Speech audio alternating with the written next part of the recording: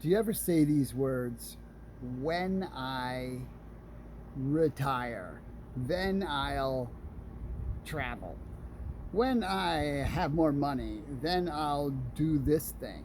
When I have time, then I'm going to do that. When my kids are off to college, then I'll do this. When I, then I. Is that something you find yourself saying? I'm Todd Burrier from tburrier.com. I want to shed a little light on this topic because it's really important to shift that. You know, there is no perfect time. There is never a ready to do anything. You're never going to be totally ready to do anything. You're never going to have all your ducks swimming in a row. That is not how life works. When you say when I, then I'll, that's like saying, you know what? I'm going to wait to live.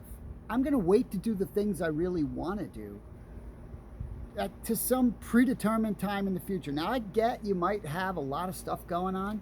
That's part of a well-lived life. I hope you do have a lot of stuff going on.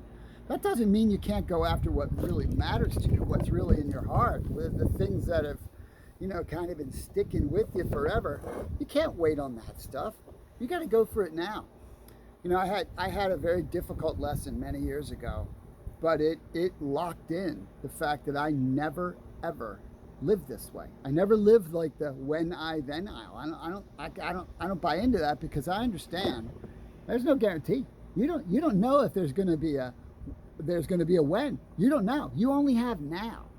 Many years ago, and this is back in the late 1990s, my brother was dealing with a health issue. It looked like he was going to recover, and I was out visiting him. He was living in Phoenix, Arizona at the time, and I remember sitting around the table with him, the night before I was going to fly back home to Maryland. At the time, I was living in Maryland before I moved here to New Bern, and he was saying, when I get through this, I'm going to take better care of myself, and I'm going to get serious about a career, and he kind of rattled off this list of stuff he was going to do when he got through the situation.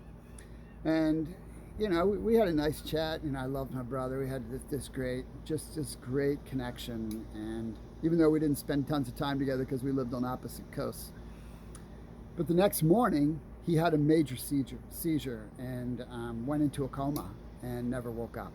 And so he never got a chance to do those things. There was no when, right? And that went away. And I'll never forget that lesson. That was one of the most difficult things I've ever personally been through, and I've been through a lot of difficult stuff. But I was holding him in my arms when he took his last conscious breath. It was one of the most impactful lessons of my life. And I already was living the 3 circles that I teach, both in corporations and to individuals, and in the book that I wrote. But it just locked it in, right? It just completely locked it in. And and so something else to consider, right? And if you want a reminder of this, and this isn't necessarily fun, but look at the obituaries. I don't care what age you are, right? Every day in the obituaries, someone around your age, right, is in the obituaries. I'm 59 now, so there's a lot of people younger than me in the obituaries. And I can promise you that most of those people, the day before, were thinking, when I, then I'll. Or they said it multiple times in their life. Life is short. Life is uncertain. If there's anything you gain from day-to-day life, it's that there aren't any guarantees, right? We're not guaranteed or entitled to any extra time other than this moment that we have. Why would you wait, right? Why would you wait to go after the things of your heart? Why would you wait to chase a dream? Why would you wait to live the life you want to live? Why in the world would you wait to live, right? Because if you're not going after things that are in your heart to do, that you really want to be doing, if you're not going after the stuff you want to do, you're waiting. For what, right? For what? Why would you miss now? Why would you not capture now? You don't have to accomplish the big thing right now. Just starting is a life changer. Just beginning the process of doing that little thing. I know your life is busy. You got family obligations. You got a career. You're trying to figure all this stuff out, right? That's the nature of life. But you've got enough time, if you just be purposeful, to take at least one step a day towards whatever that is, right? One step a day, you can do that. That's what it's all about. I'll never forget, one of my favorite movies ever is The Princess Bride.